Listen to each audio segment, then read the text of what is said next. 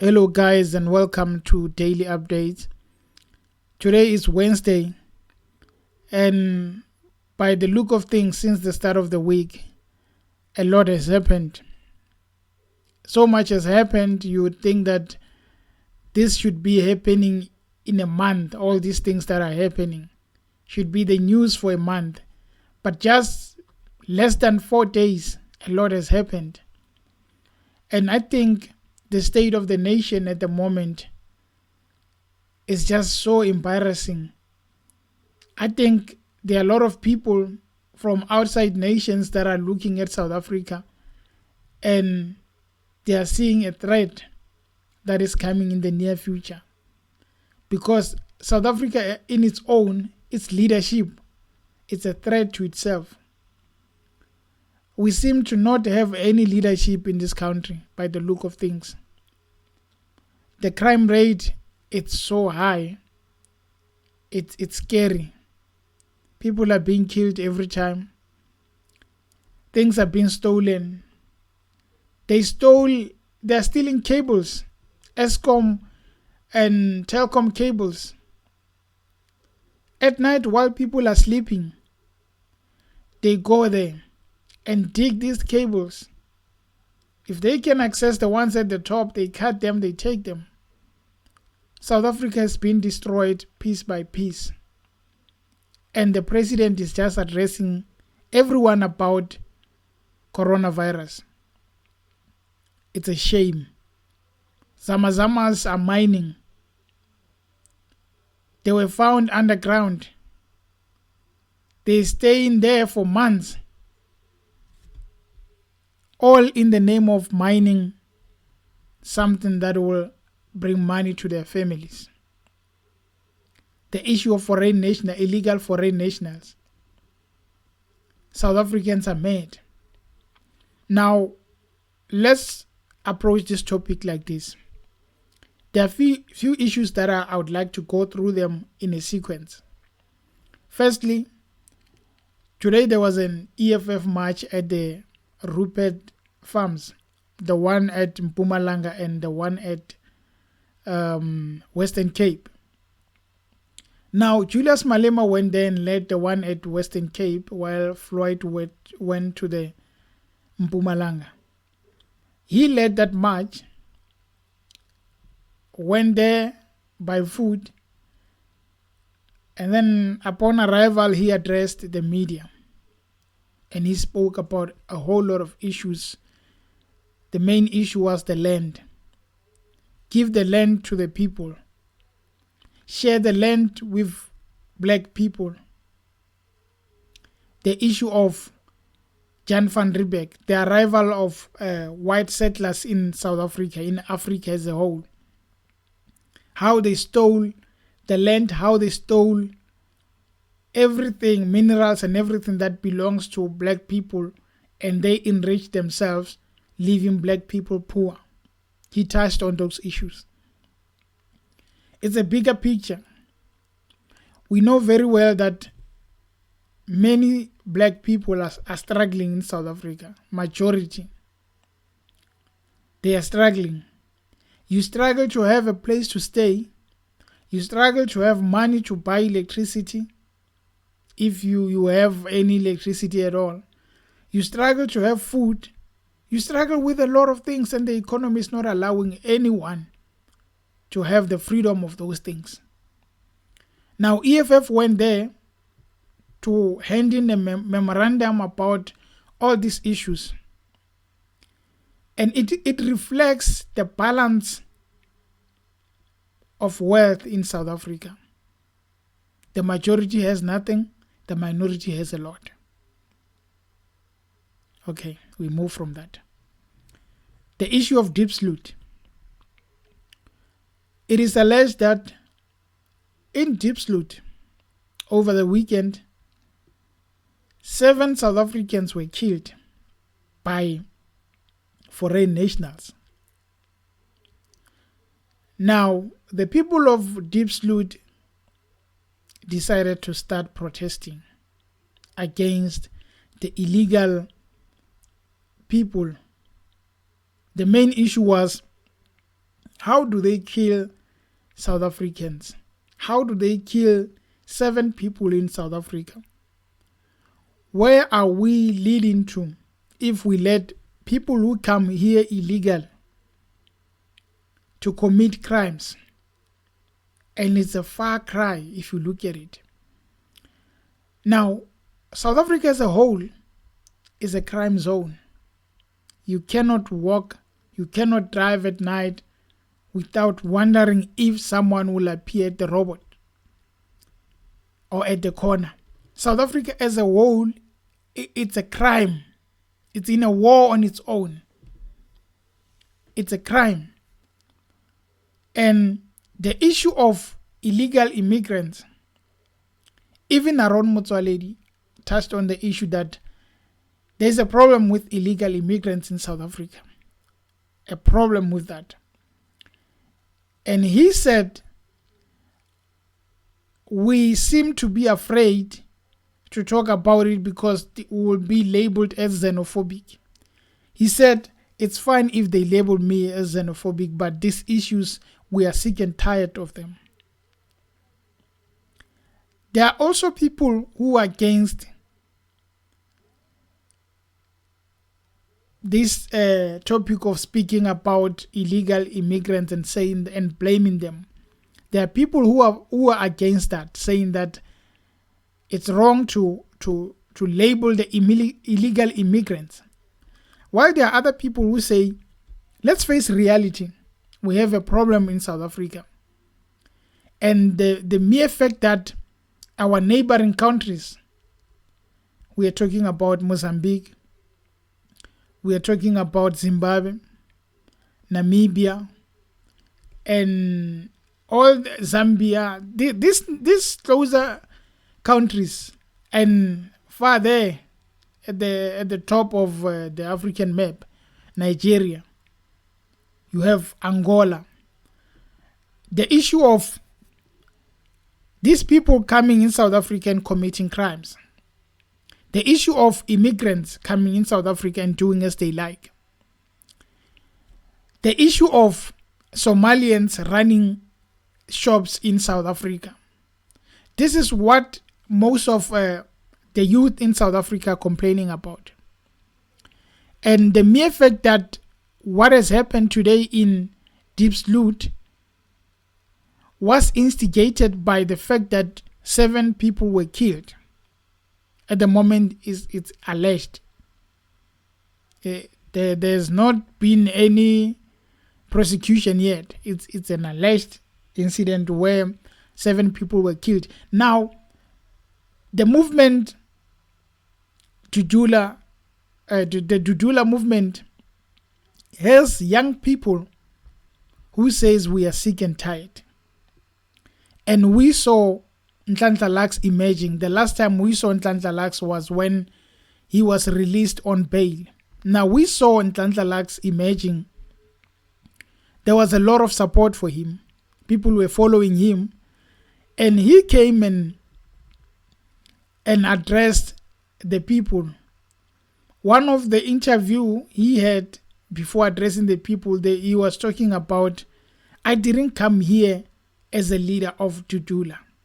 I came here as Nhlanhla Lux to join in the struggle, the cry of the people of Diepsloot, because Soweto to Diepsloot, we are one. If we have an issue, we support each other. That is what he was emphasizing it. And the support was huge because they see Nhlanhla Lux coming, they look at someone who is there to lead them. And on the other right, on the other corner, you see Peggy Cele with Police Commissioner Masemola. They are there. They are there, but one could say this is a problem that you are failing to control. You are failing to control the problem of crime in South Africa. You are a police minister going to Diepsloot with the commissioner, a new one, mind you. He has not proven himself. He just entered the office. Now we have this issue where we cry about crime. And then one wonders, what have we been doing? What have you been doing as a minister looking at this crime? What has the ruling party been doing all along? Do they want to see a siege in South Africa? Because we are already under siege.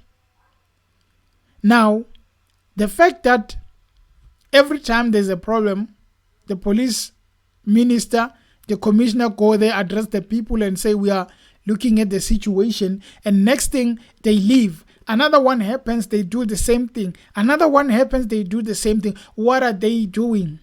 Where is the leadership there? Is speaking to the media a leadership? Is it a leadership role if you go and speak to the media? Because if that's what solving crime is all about, then we have nowhere to go. Then we are in a shame.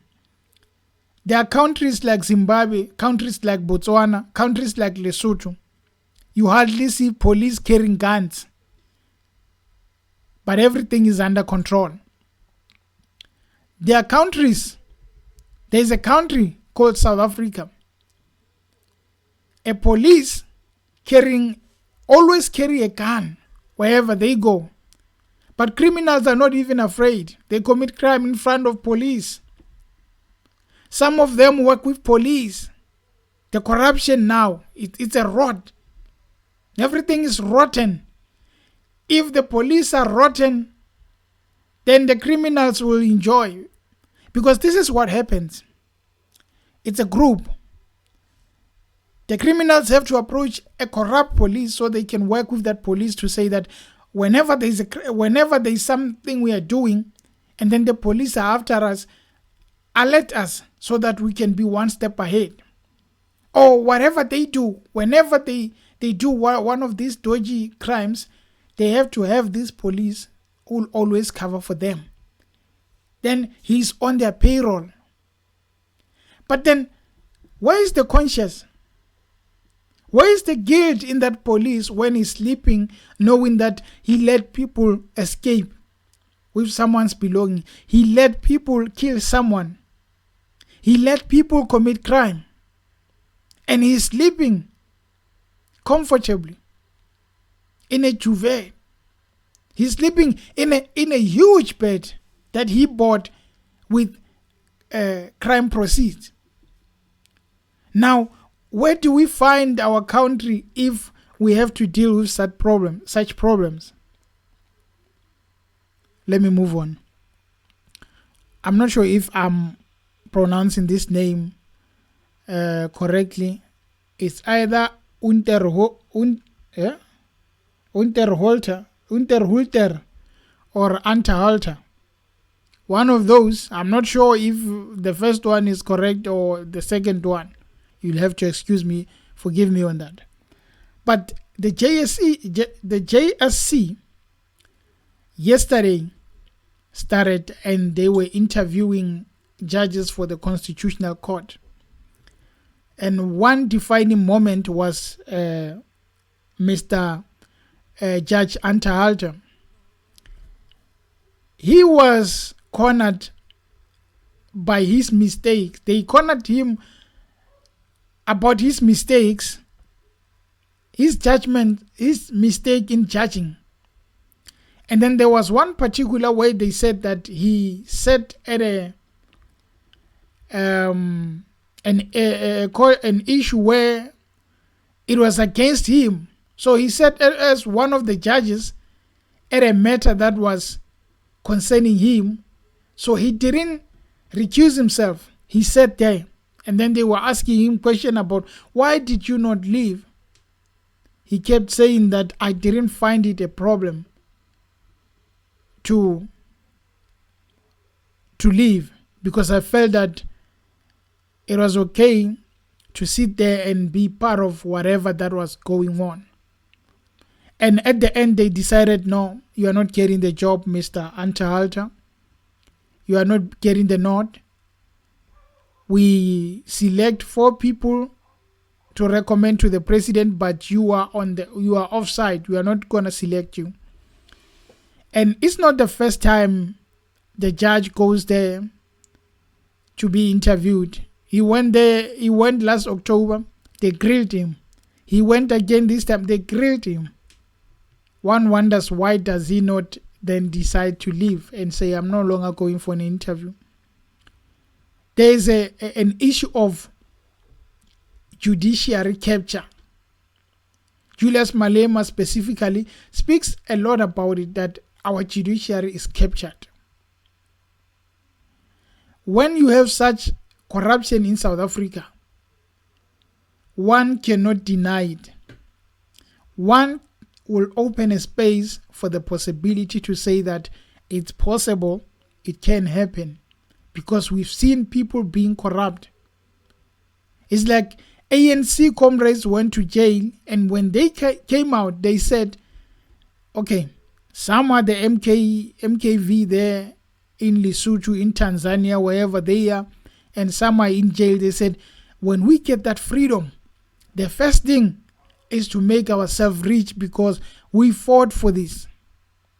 Then they came out, they made themselves rich, and then life went on as normal.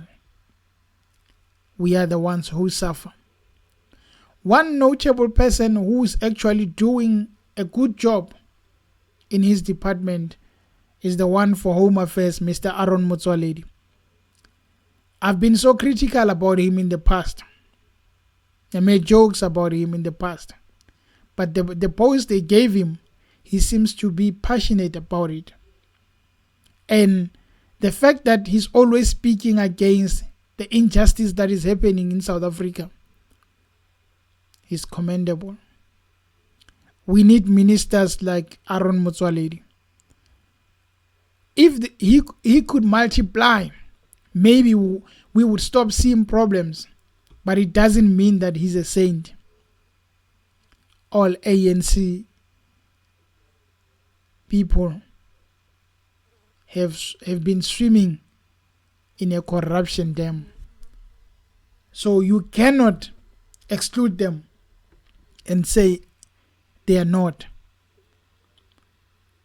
In conclusion, I think ANC has lost the ball. They don't know what to do. They don't know where to run. They are being led, they are being advised by rich people to say that, hey, this is how you need to run the country. It's a shame that we are letting people destroy this country by their leadership. Theirs is to issue statement. Ours is to suffer in silence. How long will we suffer, South Africa? How long? Thank you.